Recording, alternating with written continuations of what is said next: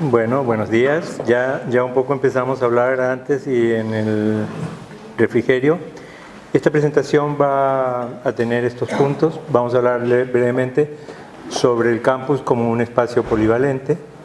Luego el tema de la naturaleza, el arte público, la identidad y la memoria colectiva. Luego el tema de la dimensión patrimonial de los bienes naturales y los bienes de cultura. Y por último, muy brevemente, dos ejemplos de acciones innovadoras que se han llevado a cabo en la universidad. Vamos entonces, primero a ver el tema, es decir, todo el tema de la ocupación del territorio ha sido ya muy estudiado en términos académicos y en investigación por la Universidad de Costa Rica. Yo, como decía hace un rato, somos los mismos casi siempre que nos vemos acá en estas reuniones y que realmente hubo ya varias presentaciones sobre el análisis de la historia del campus, sobre los temas de Finca 3 y Finca 4, sobre el plan maestro, por ejemplo, que estuvo a mi cargo de Finca 4, sobre el estudio del que yo hablé sobre bienes patrimoniales. Entonces yo en esta presentación no incluí nada de eso porque ha sido extensamente ya expuesto y con el tiempo nos vamos a referir a un tema nuevo que es el que estamos haciendo para estas jornadas. Entonces la Universidad de Costa Rica, partiendo del área metropolitana, tuvo una ocupación del territorio, que es la que vemos en el mapa, y también una ocupación de 4 fincas, en donde se desarrolla la sede central, pero hay también las demás sedes. La apropiación y disfrute del espacio de las 4 fincas del campus central y su entorno inmediato por parte de la población académica y el público en general incluye una amplia gama de significados y una gran variedad de usos. Es decir, van los estudiantes, van los administrativos, van la gente, los colaboradores de apoyos y servicios que sirven a que todo esto ocurra, y va el público. Y entonces ahí conviven expresiones de tipo político, social, económico, artístico, cultural.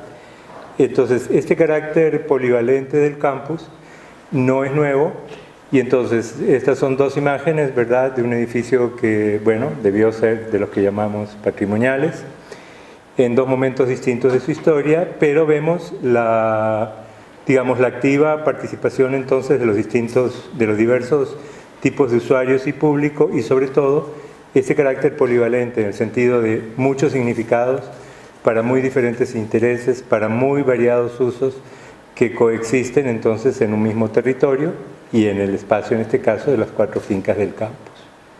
Acá tenemos otros ejemplos de esta situación, que por supuesto entonces, como acaba de decir y como hemos dicho varias veces, van a tener un sentido según las distintas percepciones de los distintos usuarios y sus objetos de uso. Naturaleza, arte público, identidad y memoria colectiva. Sentido de identidad y memoria colectiva.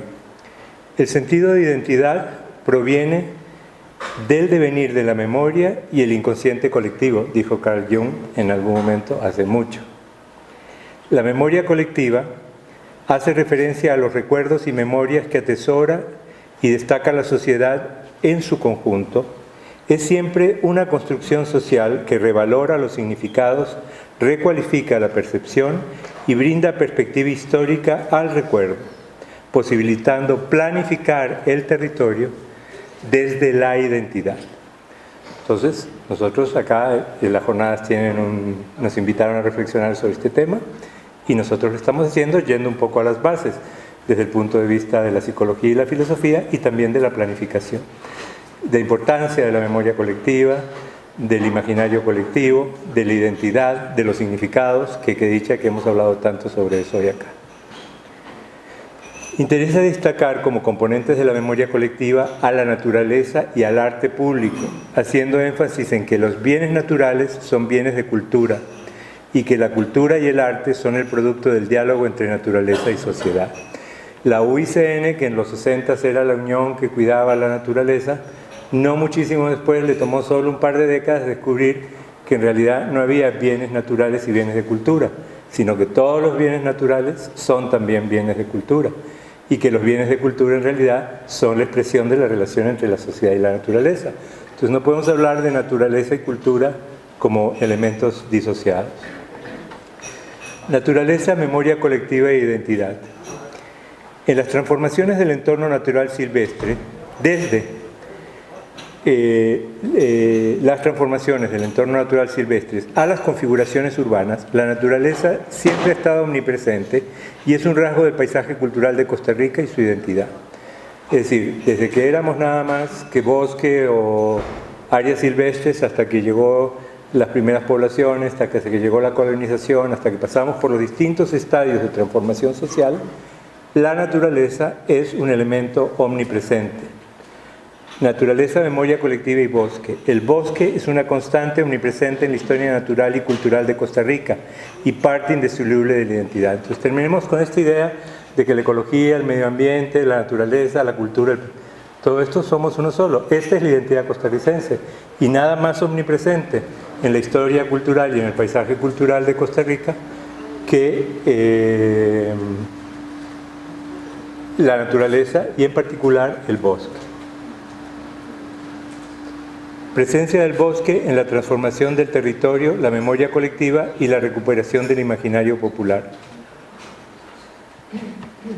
Vamos pasando entonces del bosque, de la selva, de los ríos, a las primeras presencias urbanas que tienen que ver, o humanas, que tienen que ver con la transformación de esa naturaleza y los medios entonces en que se explotaba o se transportaban los recursos naturales. De allí hasta formas más sofisticadas como en la actividad y de allí hasta la construcción de las áreas urbanas. En todos los casos, la presencia de la naturaleza, como lo sigue siendo aún hoy, aunque hay un tema de deforestación y desertificación muy grande, está también el tema de la presencia de los remanentes de bosque y la presencia de las áreas silvestres propias de cada nivel de vida que están todavía con nosotros. Esto relaciona a la naturaleza. Arte público, memoria colectiva e identidad. El mural de la Segunda República, que estuvo originariamente en el INS, es un ejemplo de arte público que expresa las transformaciones sociales en un momento de la historia y es un referente fundamental de su cultura y de la identidad nacional. Muralismo y universidad. La ciudad universitaria de Costa Rica, formulada en los años 50, a mediados del siglo XX, como resultado de las transformaciones sociales y el advenimiento de nuevos paradigmas político-económicos, surge como respuesta al campus modernista y en él el muralismo como expresión de arte público. La Universidad Autónoma de México, en la misma década, plantea su campus universitario y en él, en el campus de la UNAM, en el Pedregal de San Ángel, el muralismo adquiere entonces una máxima expresión arquitectónica y edilicia. La Ciudad Universitaria de Sao Paulo en el 53, la Ciudad Universitaria de Caracas en el 54. La Universidad de Costa Rica y el muralismo. Dentro de sus expresiones de arte público, la Universidad de Costa Rica formó parte de este movimiento muralista y fue haciendo sus diferentes aportes en distintas décadas. Esto es algo que se refería recién a vos que mencionaste el estudio, un catálogo. En realidad Oscar lo que hizo fue una exposición, se hizo un levantamiento de los edificios y las obras de arte y esa exposición estaba resumida como en 20 láminas o algo así y de eso se hizo un catálogo. Ese catálogo él posteriormente lo siguió, pero quedó interrumpido hasta allí y en este momento él y Ana Lucía Hernández en geografía están continuando, profundizando más este catálogo en base a otro que yo voy a mencionarles después respecto de estas expresiones de arte público. Bueno, el mural Tierra, Agua y Semilla, el mural entonces de Despertar. Junto con el muralismo se dieron otras modalidades de arte público, entre ellos la escultura. Hay distintas expresiones escultóricas a lo largo del campus que son también formas del arte público y que son parte ya de la identidad del campus, pero también del público y de la identidad costarricense. Quiere decir que si vamos a hablar de mapas, como los que hablábamos hace un rato, la colega, sí, podemos llamarlos técnicamente también inventarios, aunque sea un poco sesgado. Tenemos el inventario de todos los edificios de las 4 fincas y estamos haciendo el inventario de todos los edificios también de las sedes. Luego tenemos el inventario de la parte ambiental, de las cosas que pueden estar en riesgo de extinción o en riesgo de afectación y que no queremos que esto ocurra. Pero también hay algo que vamos a empezar, que no se ha hecho, lo que hay es solo un catálogo, pero debiera haber también un estudio similar a los otros, mapeado en el territorio, cuáles son espacios de uso común, donde la gente tal vez no hay nada, no hay ni unos bancos ni nada, pero los estudiantes se reúnen en el zacate. Es decir, hay como unos lugares de uso preferido que se van creando y que pueden ser mapeados. Y está todo este otro sistema del arte público y de construcciones complementarias que está catalogado, pero sería de interés mapearlo, con el sentido siempre de la dimensión patrimonial de los bienes naturales y los bienes de cultura. A partir de los años 70, en el siglo XX, las transformaciones operativas, organizativas y políticas de la universidad resultaron en un importante incremento edilicio que afectó la proporción entre áreas verdes y áreas construidas y alteró o produjo pérdidas importantes en bienes de carácter patrimonial. La Universidad de Costa Rica tiene su autonomía, entonces si bien hay una ley de patrimonio a nivel nacional que cubre todo el territorio nacional, pues tal vez la universidad por el momento no se ha decidido sobre sus bienes patrimoniales. Y como lo establece la ley y el Ministerio de Cultura, para ellos el primer paso para que el bien sea declarado patrimonio es que la propia universidad dijera, bueno, nosotros pensamos que esto es patrimonio, ustedes también, entonces el Ministerio de Cultura podría hacerlo. Pero esto, como hablábamos, es la parte formal de las declaratorias, ¿verdad? Un ejemplo fue la de las transformaciones en Finca 1 a lo largo de todas estas décadas y en las otras 4 fincas también. Entonces acá yo quiero reflexionar un poco sobre las cosas que estábamos hablando hace un rato. Es cierto, no solo hay una legislación nacional, hay una legislación internacional sobre los bienes patrimoniales. Y Costa Rica adhiere a través de Naciones Unidas, adhiere a través de su relación con UNESCO, de nuestras organizaciones nacionales como ICOMOS, también que es el Consejo Internacional de Monumentos y Sitios de la UNESCO. También somos parte de la IFLA, que es la Federación Internacional de Arquitectos de Paisaje. Hay un ente asociado, que es el Comité Científico Internacional IFLA-ICOMOS, que vincula entonces lo patrimonial con lo ambiental y con el paisaje cultural, y que es el comité que la UNESCO consulta cuando hay que hacer una declaratoria de patrimonio mundial. Entonces, toda esta legislación internacional existe y se supone que, aunque la nacional esté o no, nosotros, de alguna manera, las respetamos. Y acá viene el tema de los distintos agentes que estamos involucrados en esto. Por un lado está el público, que ama sus bienes patrimoniales o naturales y quiere defenderlos. Por otro lado estamos los académicos, que los amamos y queremos defenderlos, pero tenemos herramientas, digamos, intelectuales, técnicas, académicas para decir por qué queremos defenderlos y cómo habría que defenderlos. Luego está la institucionalidad, que dice, bueno, tenemos que defender esto, pero también tenemos que lograr que haya baños, aceras, grupos de basura de reciclaje, que el aire acondicionado funcione, que los laboratorios. Es decir, hay una parte de toda esta comunidad que está viendo todo esto, que lo entiende, es sensible o no y lo comprende, pero que tiene una óptica un poco diferente. Todos estos estamos allí. Y entonces van pasando diferentes cosas.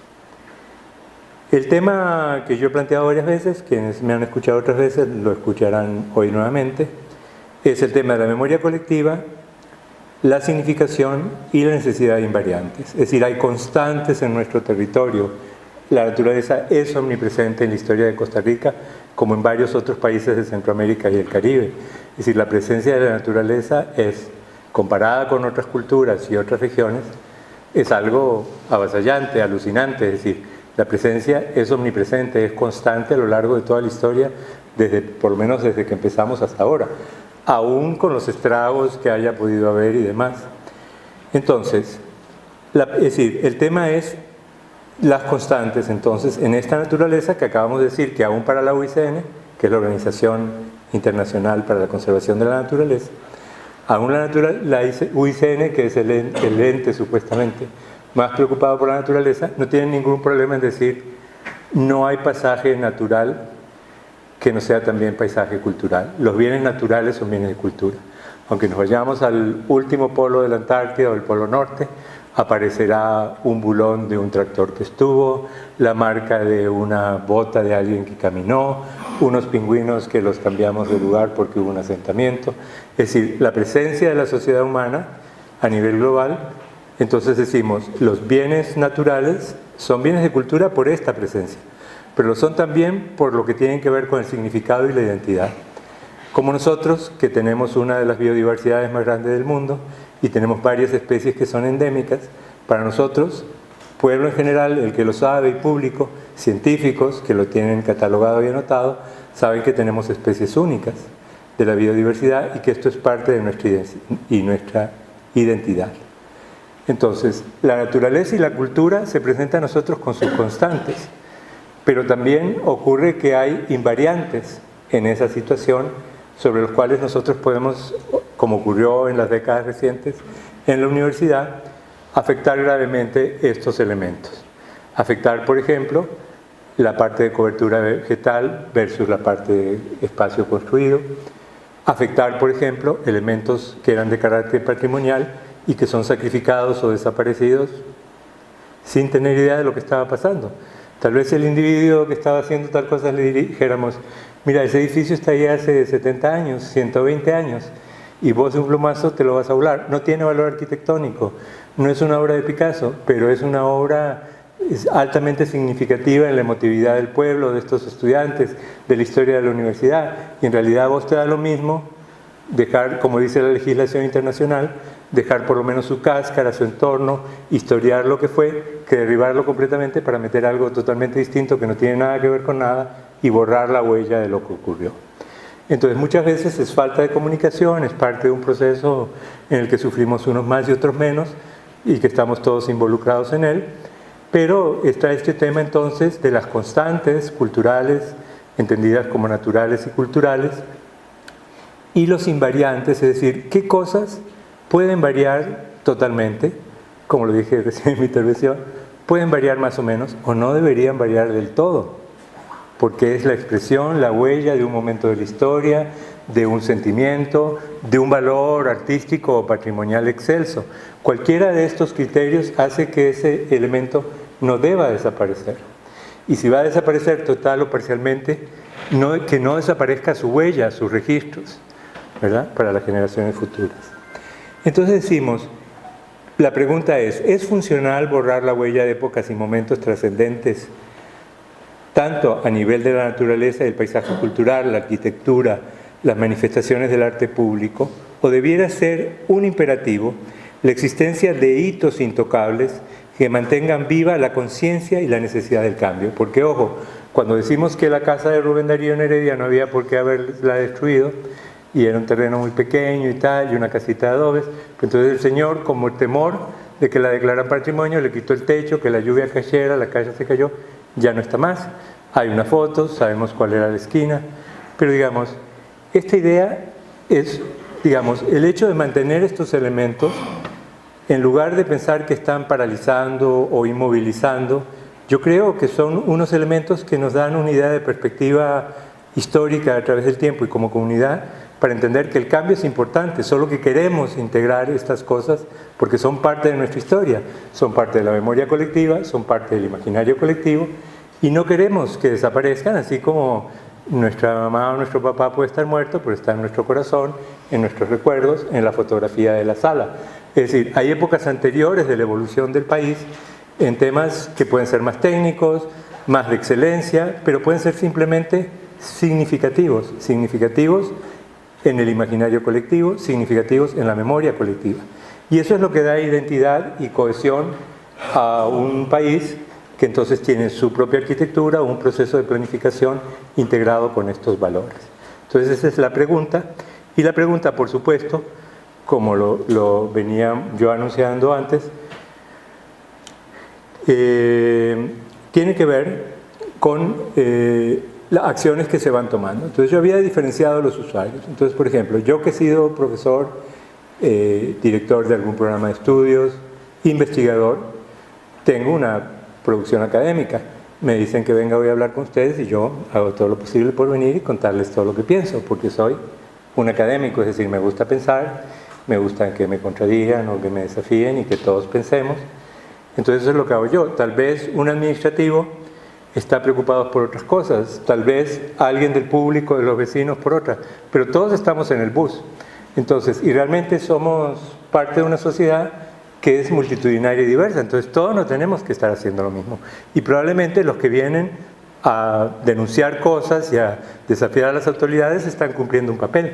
Pero este no es el único. Los jóvenes que yo hablaba de los colectivos ciudadanos, que en este momento hay por lo menos 50 en el país, y que uno pone una nota en Facebook y aparecen ellos, y cuando uno se pone a hablar, hablan todos con un lenguaje común, increíblemente.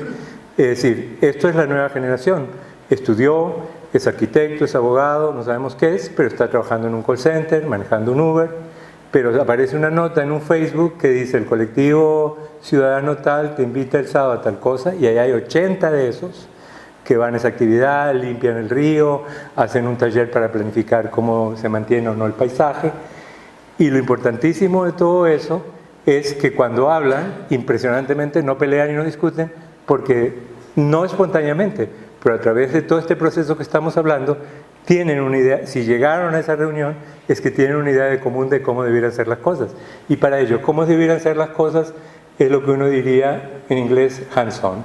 Meter las manos en el barro y meter las manos ya. Están hartos de tanto wiri wiri, de que conversamos, de que los papers, ellos han tomado, tienen que trabajar en el call center, tienen que trabajar en el Uber, donde sea. Entonces, cuando van a usar su fin de semana, su miércoles a la noche, pero no sé qué, quieren que sea directo y productivo. Limpiar un río, hacer un plan, y van y lo hacen. Entonces, esta es una parte de nuestra realidad que tal vez en estos foros no siempre las comentamos, aunque varios de ellos han venido a muchas de estas presentaciones. Entonces es un elemento importante decir que no es un elemento, la denuncia es importante. Alguien que se preocupe muchísimo y denuncie y esté ahí fregando a todo mundo para que tengan conciencia de lo que está pasando, es un papel, yo no digo que no, pero hay otros papeles. Así como el campus es polivalente en su significado y en su uso, también lo es el territorio urbano y el territorio nacional, y también lo somos los costarricenses que participamos. No hay una sola medida genial para resolver cosas, lo que hay es compromiso con las cosas para que entre quienes sean las vayamos resolviendo. Por eso yo les hablé hace un ratito de estos botiquines de emergencia, que en realidad los planteamos en México con Patricia O'Donnell, que es ahora la presidenta del Comité IFRICOMOS a nivel mundial, y lo que planteamos fue qué pasaba mientras salían las leyes de declaratoria, qué pasaba mientras el municipio decidía o no meter en el plan regulador que la Gruta de la Virgen, que el espacio de no sé qué, era algo muy importante a la población. No pasaba nada, la población se frustraba y el lugar desaparecía. Entonces empezamos a hacer una serie de pasos que se hacen técnicamente para otras cosas que en realidad fueron creados como un proceso para lograr la declaratoria. Pero los hicimos partiendo de la idea de que la declaratoria en realidad, si ocurría, que ocurra, pero que si no ocurría, que no ocurra. Porque mientras nos matamos haciendo las declaratorias, perdemos todos los elementos que Alberto dijo en medio de la lucha, ¿verdad? Perdemos edificios, perdemos sitios patrimoniales. Entonces, este es una especie de botiquín que podemos hacer un taller, lo que ustedes quieran, a los colectivos ciudadanos se los hemos dado, y es parte de una organización formal, ¿verdad? Que es la UNESCO o que es el Comité Internacional IFRICOMOS, que quiere dar a las comunidades que así lo quieran este botiquín, que son una serie de pasos. Primero, descubrir que el valor es real y auténtico, que la población y luego, cómo se defiende ese bien. La municipalidad lo declare o no lo declare, llegue la declaratoria del Ministerio de Cultura o no, tenemos posibilidades de acción. Es decir, si a mí como vecino no me parece bien lo que está pasando en la finca 3 o en la finca 4, está bien quejarse a las autoridades, está bien ir a los periódicos, pero puedo hacer otras cosas. Yo he visto lugares en el mundo en donde los jóvenes se encadenan a árboles que quieren ser derribados. Es decir, digamos, por decir cualquier cosa, digamos, se puede tomar acción también, no permitir seguir esta especie de círculo vicioso de que se denuncian cosas pero no pasa nada, y entonces esta especie de rasgarnos la vestidura pero no pasa nada. Pues sí pasan cosas, porque la universidad entonces a lo largo de todo este tiempo ha ido generando estudios como los de Ofelia, que está acá, importantísimos, como lo que habló hoy Esteban, como los propios que he hecho yo. Todos esos estudios van generando una especie de volumen de masa crítica que está presente y cada vez pesa más y cada vez es más grande. Y que de alguna manera, como venimos a hablar a todos estos lugares, deja de ser algo que nosotros pensamos para ser algo que en algún momento no sabemos cómo, pasa a ser la idea de todos. Todos lo entienden y empiezan a aceptar estas ideas. Entonces, como respuesta a los problemas y necesidades expresadas, varios estudios e iniciativas plantean nuevas vías de acción, algunas de las cuales están siendo también consideradas como eventuales componentes para el Plan Institucional de Ordenamiento Territorial 2018-2033, coordinado por la Oficina de Planificación Universitaria OPLAU con el apoyo de la Escuela de Geografía. Entonces, participamos ahí distintas personas y vamos y hablamos y tratamos de que esto tenga sentido. ¿Por qué un plan de ordenamiento territorial no puede tener menos de 30 años o 20 años, es decir, 15 años? Es decir, si estamos hablando de cosas que son para 4 años, 3 años, estamos hablando de un plan operativo, de un plan de ejecución puntual. Un plan de ordenamiento territorial, el mínimo de los 15 años era indispensable y eso le da, entre otros aspectos, el carácter de plan de ordenamiento territorial. Esto es algo que está pasando. Yo veo acá a la gente del OEPI. En varias de estas reuniones que hubo este año se avisó, este plan existe, se está produciendo. Los propios del plan hicieron el año pasado, hicieron el año pasado unos conversatorios que vino una gente de afuera, que algunos... Es decir, esto no es un secreto, ha habido conversatorios, se sabe que dónde y cómo se reúne la oficina del plan de ordenamiento y yo imagino que a medida que haya borradores será expuesto. Entonces es el momento de decir, bueno, esto está pasando, ¿qué opinamos, qué no opinamos? Probablemente no todas las opiniones puedan ser incorporadas, porque eso también está de nuevo las famosas autoridades, el Consejo Universitario, que dirán esto y aquello.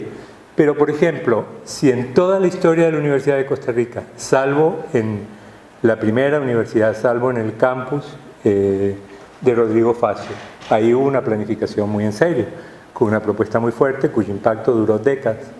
Esta es la segunda vez en la historia de la institución que se pretende que haya un plan. No sabemos qué va a pasar. A mí en la escuela me preguntaron si quería participar. Por supuesto es totalmente anónimo y todo eso. Yo dije que sí quería participar, porque me he estado quejando a través de textos, artículos y mil cosas que la falta de un plan integral. Si alguien está haciendo uno, pues yo no me voy a quedar en mi casa esperando que lo hagan y después decir, ay, ven, otra vez se equivocaron. Quiero estar ahí adentro y ver si tiene sentido decirles algo. Y lo mismo debiéramos hacer todo. Respecto de lo que se preguntó hoy, entonces, ha habido varios estudios, sobre todo este estudio que yo dije, que es un estudio muy grande con todos los edificios del campus, y el tema famoso de que habría edificios que pueden tocarse, edificios que no pueden tocarse, y edificios que pueden tocarse un poco, pero con alguien que opine. Esto se hizo a través de unas fichas, yo no traje todo esto, es muy complejo, muy elaborado, pero está al alcance de todos. Otro día, si quieren, armamos un grupo y volvemos a explicarlo. Todo esto tiene ya como 2 o 3 años. Entonces, esto, como dije, se hizo el inventario en fichas. Todos los edificios están inventariados, todos. Entonces, cada edificio tiene un puntito en donde da el resultado de la encuesta, es decir, evaluado por administrativos, académicos y público. En base a una encuesta dieron su opinión sobre el edificio. No le íbamos a preguntar, ¿usted cree que este edificio tiene que ser patrimonial? Lo que preguntábamos es, ¿cuál de estos edificios le parece a usted tan importante, tan bello o tan significativo que debiera permanecer, ojalá para siempre, o no alterarse? Entonces la encuesta dio una serie de edificios para estos. De la misma manera, ¿cuáles a usted no le importaría que se alteraran un poco, pero otro poco sí? ¿Y cuáles usted cree que podrían ser transformados sin que esto afectara el disfrute del campus o lo que sea? Más o menos por ahí las preguntas. Entonces, en la ficha, cuando uno ve el edificio, ve, fue creado en el año tal, construido por no sé qué, tantos metros cuadrados, contrato tal, diseño tal, ejecución empresa tal, a lo largo del tiempo le pasaron tales y cuales cosas, y abajo dice, el público pensó que esto era intocable, más o menos tocable o libre. Esto es lo que dicen las fichas. Luego, sobre las fichas, hubo una reunión de expertos en que, repasando todo esto y las categorías que venían, dijimos, bueno, vamos a ver, los que son libres son libres, los que son intocables, que se planteó a los de la OEPI, que se planteó en la escuela para ver si los llevan al Consejo Universitario, para decirles, bueno, lo primero sería nosotros nombrarlos como tal.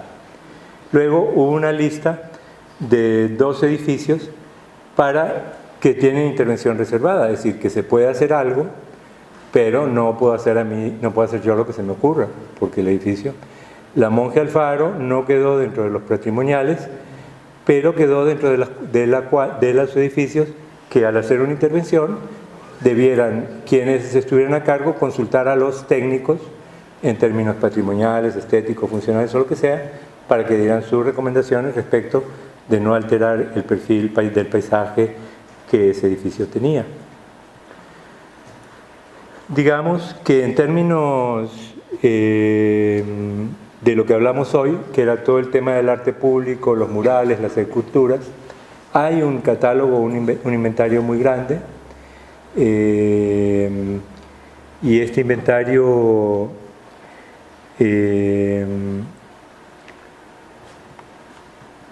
llega hasta el 2015, y también Óscar Molina, a quien mencionaron ustedes hoy, que empezó aquel original que se había hecho como en el 2000,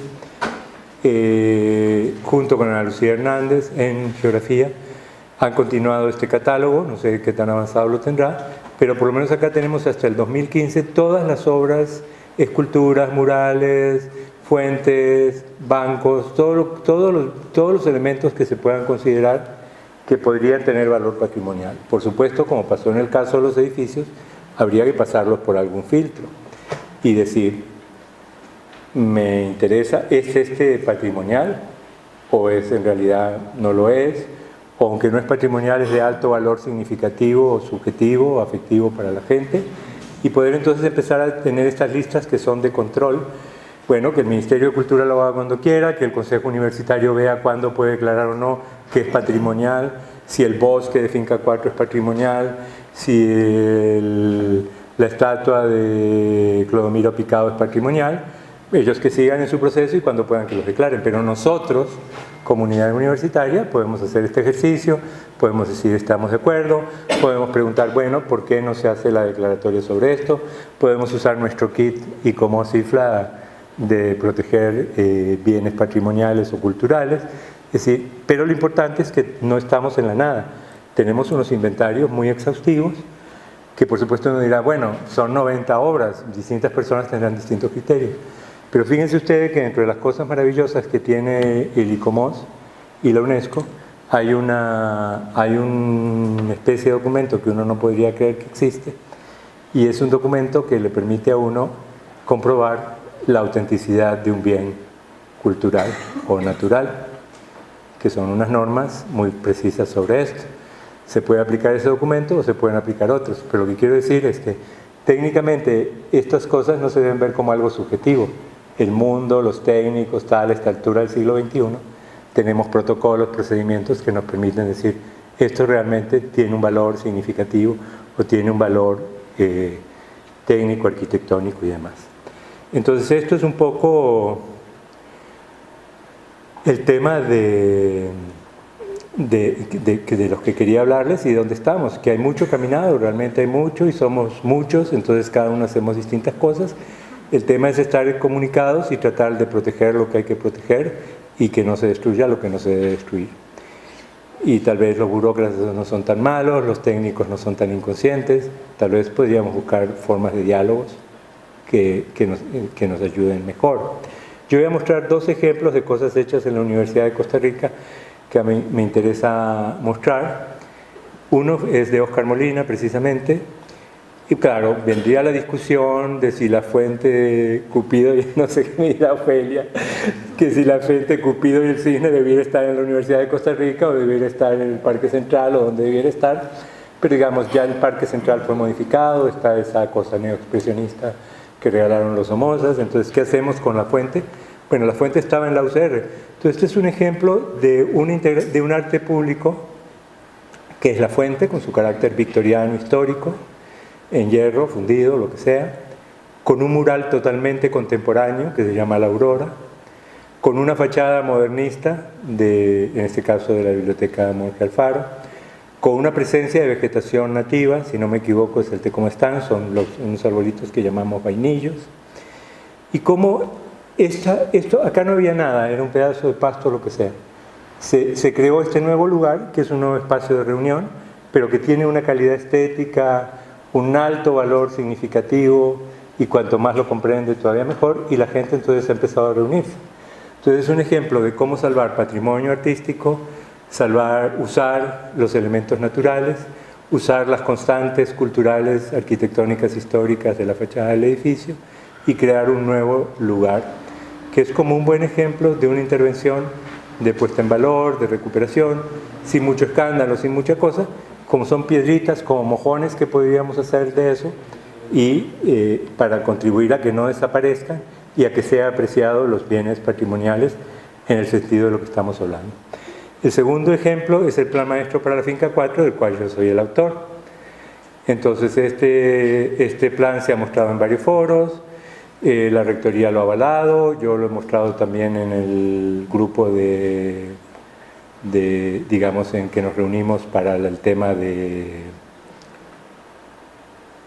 plan de ordenamiento territorial. Sin embargo, como las cosas siguen pasando, es decir, el rector inclusive mandó una nota que no se hiciera ninguna intervención que fuera en contra de lo que plantea este plan, y otro plan estratégico que hizo otra arquitecta paisajista, Laura Chaverri, para Finca 3.